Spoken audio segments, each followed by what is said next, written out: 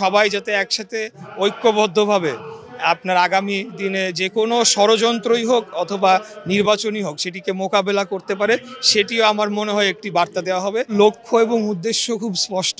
আপনারা জানেন যে 7 বছর পরে আজকে আমাদের এই বর্ধিত সভাটি অনুষ্ঠিত হচ্ছে।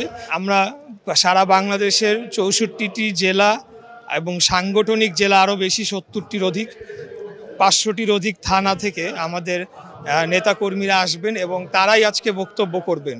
কেন্দ্রে থেকে আমরা যারা থাকবো আমরা তাদের বক্তব্য শুনবো এবং তৃণমূলের বার্তাটি আমাদের নেতা দেশনায়ক জনাব তারেক রহমান ওনার উপস্থিতিতেই বক্তব্য হবে, সারাদিন এটি চলবে এবং তার আলোকে আমাদের যে বিগত দিনের যে আন্দোলনের অভিজ্ঞতা সেটির আলোকে আগামী দিনে আমরা কিভাবে নির্বাচনটি পরিচালনা করব স্থানীয়ভাবে এই বার্তাটি দেওয়া হবে। এটি হলো একটি লক্ষ্য এবং উদ্দেশ্য। দ্বিতীয়ত আমাদের মাঝে একটি ঐক্য ধরে রাখা। আপনারা জানেন যে বাংলাদেশ জাতীয়তাবাদী দল একটি বৃহৎ রাজনৈতিক শক্তি এবং দল এবং প্রত্যেকটি আসনে একাধিক যোগ্য প্রার্থীরা রয়েছেন, কিন্তু সবাই যাতে একসাথে ঐক্যবদ্ধভাবে আপনার আগামী দিনে যে কোনো ষড়যন্ত্রই হোক অথবা নির্বাচনই হোক সেটিকে মোকাবেলা করতে পারে, সেটিও আমার মনে হয় একটি বার্তা দেওয়া হবে।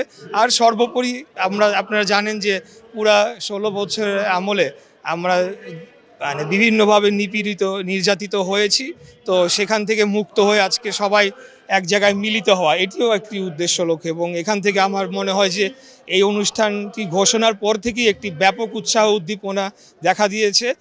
আমি মনে করি যে অনুষ্ঠান শেষে এবং সমাপনী বক্তব্য শেষে আরও 10 গুণ বেশি উৎসাহ উদ্দীপনা নিয়ে আমাদের নেতাকর্মীরা স্ব এলাকায় ফেরত যাবেন এবং পরবর্তী রাজনৈতিক কার্যক্রম পরিচালনা কিভাবে করবেন সেটি নির্দেশনা আজকে তারা নিয়ে যাবেন।